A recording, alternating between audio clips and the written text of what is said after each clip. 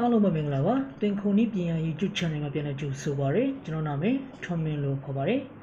ဒီနေ့ကလည်းကျွန်တော်ဒီ၄ပေခွဲလောက်ရှိတဲ့ဒီဆက်ပေါ့နော်ဆက်အသေးလေးတွင်ခုန်ဆက်အသေးလေးနဲ့ပတ်သက်ပြီးတော့မှအခြေခံသဘောတရားလေးတွေအနေငယ်ပြောပြပေးမှာဖြစ်ပါတယ်ပေါ့နော်ဟုတ်ကဲ့ပါကျွန်တော်ဗီဒီယိုလေးမတော်ခင်မှာကျွန်တော်ရဲ့ YouTube channel လေးကိုလည်း like subscribe လုပ်ဖို့တောင်းဆိုချင်ပါတယ်ခင်ဗျာဟုတ်ပြီအဲ့ဆိုလို့ရှိရင်ကျွန်တော်ဗီဒီယိုလေးကိုစလိုက်အောင်နော်ဒီမှာဒီဆက်ကလေးတော့ကျွန်တော်အသုံးလက်ရှိအသုံးပြုနေတဲ့ဆက်လေးဖြစ်ပါတယ်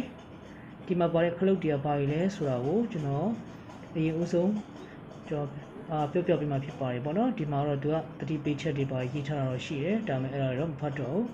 လူရင်းသူရှင်းမဲ့ကျွန်တော်လေ့လာမယ်ဒီဘူးလေးကကျွန်တော်ဆက်ခလုတ်ကိုဖွင့်ဖို့အတွက်ခလုတ်လေးဖြစ်ပါတယ်ဒီကောင်ကိုညာဘက်မှာညာအတိုင်းပဲပေါ့နော်ကျွန်တော်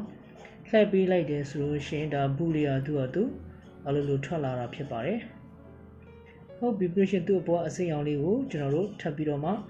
နှိပ်လိုက်တယ်ဆိုလို့ရှိရင်တော့ဒါမီယာအော်တိုဝင်လာမှာဖြစ်ပါတယ်ဟုတ်ပြီပြီးလို့ရှိရင်ကျွန်တော်ဒီအောက်ကခလုံးလေးကိုကျွန်တော်တို့လှည့်ပေးမယ်အဲဆိုကျွန်တော်ဆက်မောင်းနေပြီပေါ့နော်ပြရက်တယ်ပညာပဲပြန်လှည့်ကြည့်ဒါကဘယ်ညာလှည့်လို့ရရပေါ့နော်ကျွန်တော်တို့လုပ်တဲ့ပစ္စည်းအပေါ်မှာမူတည်ပြီးတော့ဒီခလုံးလေးတွေကို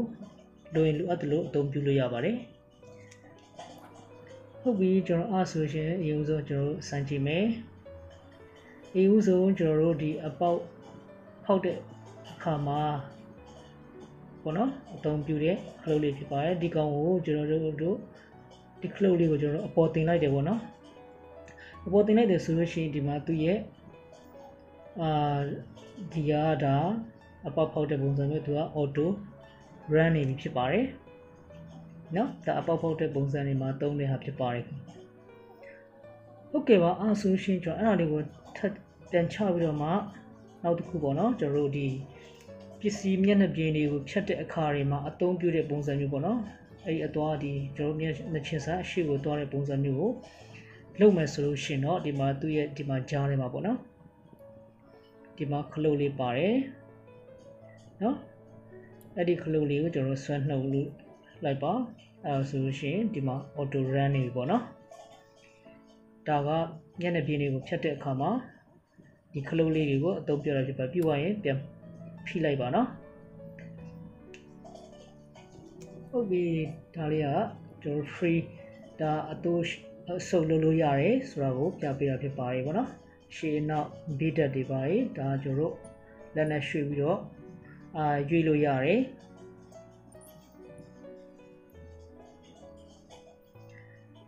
ဟုတ်ကဲ့ပါအဲ့ဆိုရှင်ကျွန်တော်တို့ခဏဆက်ပြန်ရမယ်နော်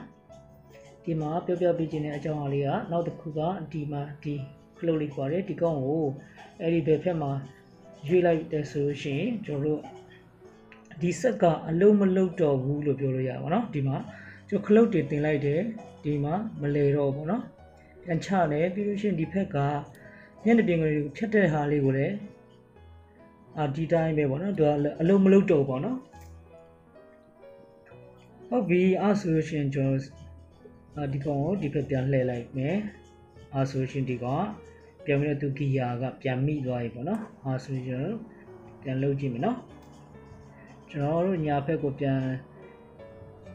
လှည့်လိုက်တဲ့အတွက်ကြောင့်ဒီမှာဒီဟာလေးကိုကျွန်တော်ပြန်အပေါ်ကိုပြန်တင်မယ်ပေါ့နော်အဲ့ဆိုဒီမှာကြည့်ကြည့်ရနော်ဒီမှာသူ auto